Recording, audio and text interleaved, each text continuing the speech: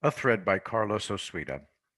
Let's examine how muddying the waters has become standard practice. This is why President Trump is hated. He doesn't let them get away with this. From CNN.com, the U.S. plans to execute a man for a crime he committed at 19. Scientists say that adolescent brain development shows that people change and stuff.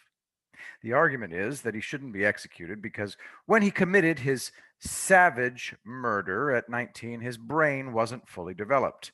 The crime was egregious, his attorney and other advocates agree.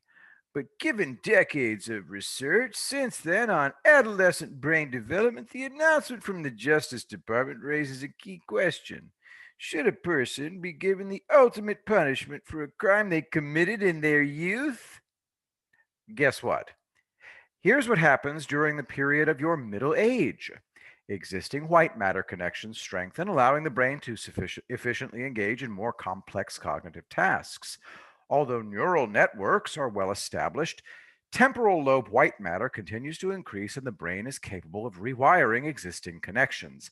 Abstract reasoning, mathematical and spatial reasoning, and verbal abilities increase. Optimism and social appropriateness increase. If these changes continue until you're elderly, that means you can never execute someone. And that is the goal here, to make capital punishment scientifically impossible. But they sidestepped the reason we execute people. At the time, did the person know right from wrong? That's it. Nothing else matters. When you're 19, you know right from wrong. You bet. Now, I have no opinion on the death penalty. I neither support it nor oppose it. If I lost a loved one and were called upon to make a victim impact statement, I would tell the judge exactly that. I can live with life in prison without parole or execution. Execution is not immoral. It's not murder, since it's legal. Duh. Murder is illegal, deliberate homicide. The fake security guard who shot to death Lee Keltner in Denver was charged with second-degree murder. That means they can prove that he impulsively committed illegal homicide, but they can't prove that it was premeditated. Personally, I think it was premeditated. He just didn't have a specific victim in mind. But the jury would have acquitted him of first-degree murder. Legal defenses consist mostly of muddying the waters.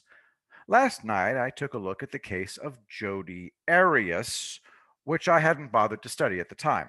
She was convicted of the first degree murder of Travis Alexander, but the jury couldn't sentence her to death.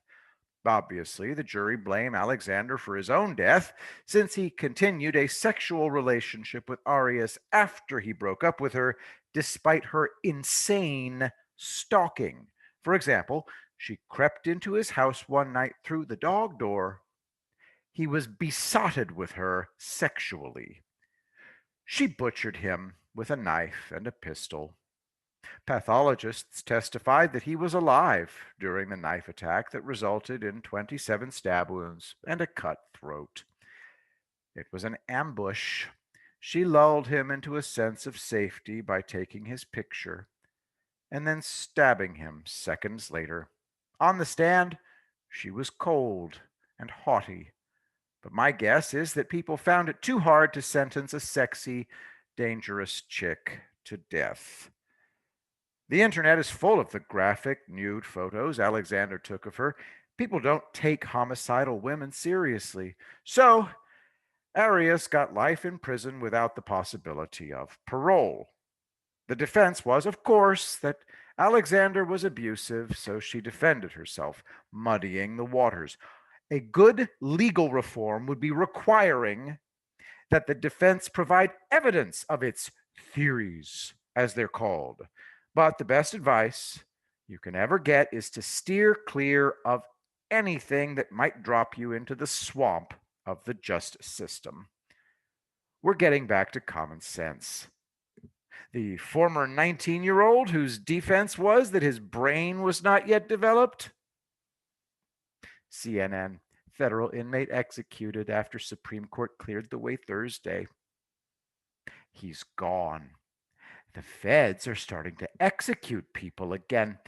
If they know right from wrong and the penalty can be death, then I have no sympathy. It doesn't matter if they've changed. Their victims haven't changed. They're still dead. The Trump era is a return to clear thinking. By 2024, clear thinking will dominate all fields. Guaranteed. Don't believe me? From Breitbart, leftists attack Boston police during anti-Democrat violence rally. Quote, "This is a peaceful protest against Democrat violence, and they're proving our point," event organizer Samson Rasiopi of Super Happy Fun America told the Herald Reporter.